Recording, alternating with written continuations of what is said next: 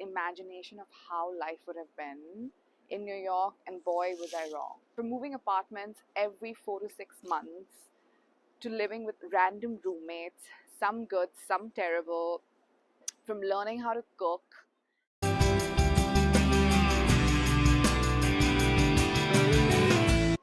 Hi everyone, welcome to part 2 of my journey where I talk a little bit about my struggles as a student in New York.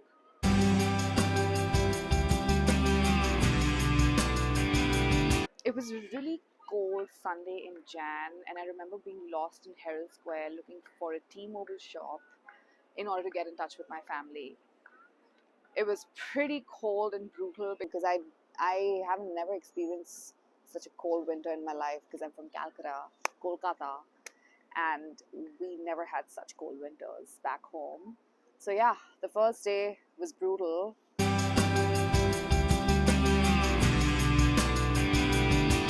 I couch crashed for 3 weeks at an acquaintance's place before I could find a place of my own.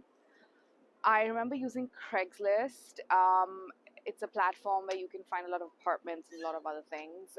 But a lot of my friends told me not to use Craigslist because it's pretty dodgy and shady. But I actually ended up finding most of my sublets through Craigslist. Some were terrible, some were fine, and it worked out. I'm still alive.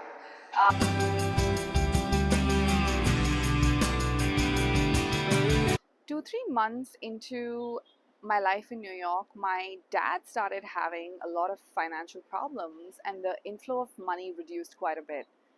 I had to cut down on my expenses quite a lot. I learned how to cook. I used a pressure cooker for the first time and burnt my face. Luckily, there were no scars for life, but it was quite an experience.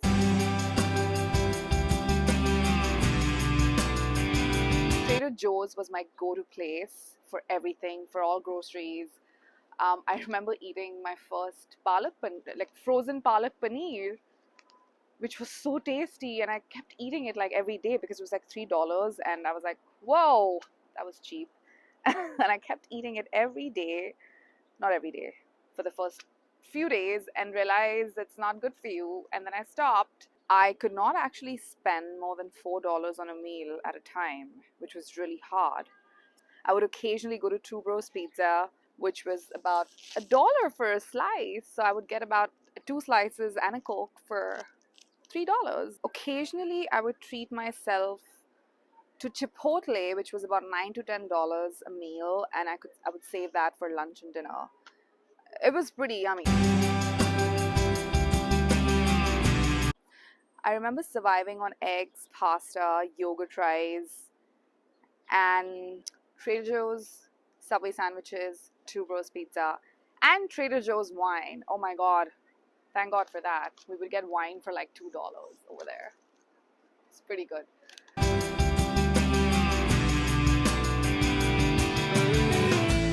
My first internship in New York offered me a $120 stipend to use it for the subway in order to commute. However, I really requested them to swap that for lunch money instead. I suggested I would just walk into my internship because I needed money to eat, and they agreed, and that was amazing because I didn't know how I would figure out my meals during my internships and my classes and my assignments because I was doing the fast track program, and it was like really hectic, and I didn't get time to cook so much, so I just had to figure out a way how to survive on whatever I could.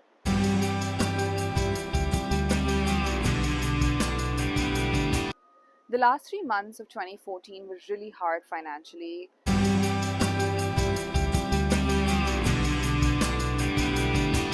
I remember my brother had to send me money from New Zealand in order for me to have cover my daily expenses.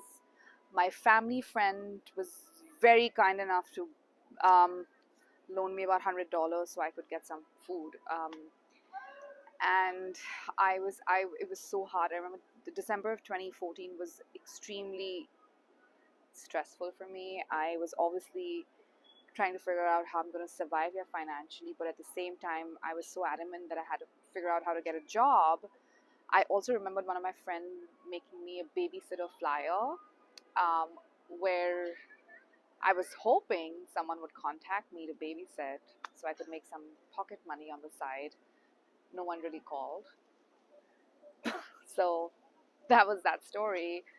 And I remember there was this deli across where I used to stay in Stuytown. Town. There was this deli where I would go get coffee every morning, and the person there was extremely friendly. He called me his little sister, and I remember one day breaking down to him and asking him if I could get a job there for a bit because I just did not know what to do. It was so hard, and he was so sweet. He took out $80 and he just handed it to me and said, "Listen, do not give up. You're my little sister. Just keep at it, keep going, and everything will fall into place." That was so sweet. I'm still so grateful. I recently did go to that deli, but I couldn't find him, and I didn't even have his number, so I can never really call him right now or ever thank him. But at that point, that was a huge help.